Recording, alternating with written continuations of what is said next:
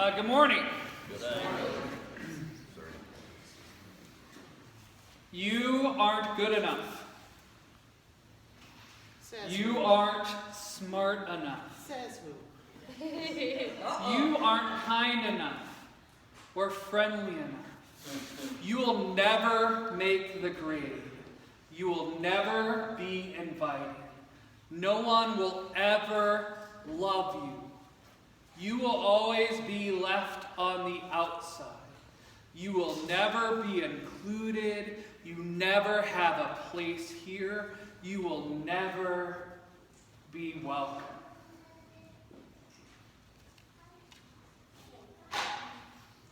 I don't know about you, but I know that in my life I have heard statements like this directed towards me. You won't be smart enough, Dan. You're not kind enough, Dan. You're not worth loving, Dan. And those words have wounded me more than I care to recognize most days. Now, I have a pretty blessed life. I have a family who supports me. I have a kid who still thinks I'm his hero. I have a great family of people here who love and support and encourage me, who challenge me in all the best way possible. But I still hear those voices. You're not acceptable. You're not loved. You have no place here. I've been thinking a lot about those voices lately. And thinking about those voices as I was reading the lengthy gospel lesson for this week. This story of ministry that Jesus does with the Samaritan woman by the well in the Gospel of John. It's one of the longest pieces of Scripture that we will read in its entirety through this Lenten season. This story about Jesus after he had been traveling, showing up into a different land, a strange land, a land of the unacceptables. Because in Jesus' time, as a good and observant Jew, Jesus has been taught not to talk to Samaritans, to not interact with them, because they are unacceptable, they are unwanted, they are unloved. But Jesus goes to this place nonetheless, and goes to a well and has a seat and notices a woman approaching the well. Now, Jesus is kind of thirsty, so he calls out to this woman, this Samaritan woman, and asks if she will get him a drink of water. Now, that sounds like no big deal, right? But Jesus, as a Jew, certainly shouldn't be talking to a Samaritan, and certainly would never talk to a Samaritan woman. She's unacceptable. She's unlovable. For Jesus, or at least the people that Jesus was living with, she was unwanted. Now this woman hears this request from Jesus, and you've got to kind of think that she's taken a little bit off guard, right? This person that she's also taught is unacceptable. Not only because he's Jewish, but because he's a man. A single man calling out to her. She's taken aback, and she looks at this man and says, well, you have nothing for me to put water in. Like, what are you thinking, homie? Right? And this starts a dialogue between the two unacceptables.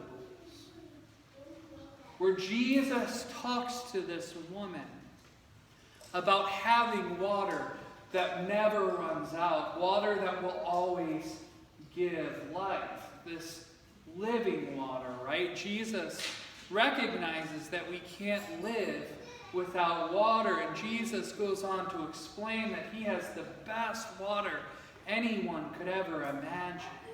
And one can read into this text that when Jesus talks about the living water, Jesus is talking about God's love and forgiveness for us. And Jesus offers this to this unacceptable, unwanted, and unloved woman. It's a pretty miraculous story. And she seems to still have a hard time with it. Because Jesus asked her to go get her husband, and she's like, I don't have a husband. And Jesus is right, you don't have a husband, you've had 5 husbands. And the man that you're with now is not your husband. You see, Jesus is recognizing that those who have been around this woman are also claiming her unacceptable. Because in the time when Jesus lived, if you were a woman who had been left by a man, you were nothing. And yet for this woman, this has happened 5 times. People knew who she was, knew her reputation around town. She was unwelcomed, unwanted, and unloved. And Jesus sees beyond this and continues to be in dialogue with her, continues to explain to her that all these things that other people say about her don't matter, because she can dwell in this living water. She can dwell in this love of God. And through the course of this conversation, during the course of this act of service towards one another, profound transformation happens. This woman changes. And she decides that she can't keep that change to herself. So she runs away from the well, leaving her jar to tell everyone who can listen. Now that jar is pretty interesting. It's a pretty interesting detail when we think about the story. I mean, was she so excited to tell other people that they were loved too, that she completely forgot everything so she could go as fast as she could to spread this good news? Or could the jar be something else? Could this jar, this thing that she's been lugging around with her everywhere, that weighs so much when it's full of water, this type of baggage, could she be leaving it behind because she finally understands that she's free because of God's love? That she can discard all the crap and go forward and live in freedom and proclaim that freedom to other people? Isn't that the best kind of service that we can be to one another? Proclaiming love and freedom and ignoring all the other labels that people want to put on us. Those labels that make us feel unwelcome and unwanted and unloved. Now, the disciples, because they're disciples, don't really get this at the first point. They just see the label, right? They see Jesus talking to this woman, and they're worried about the practical matter that Jesus hasn't eaten any food, and he tries to tell the disciples too that he has food that they'll never understand, that they're just going to have to dwell in and love it, right? live in the mystery how God can love those whom we deem unlovable. Now this woman goes back and tells people, and there's some profound transformation that happens there too, because they actually listen to this woman who they decided is not a welcome part of their community, who's on the margins by anything else.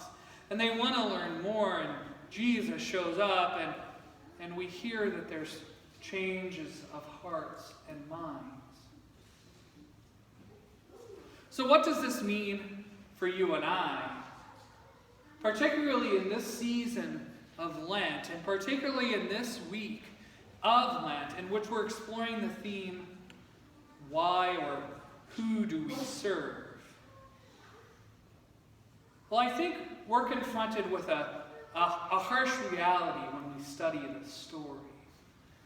That we have felt like we're on the margins. There's people out in our community that feel like they're on their margins, and there's people in this congregation who question on whether they're welcome or wanted or loved here.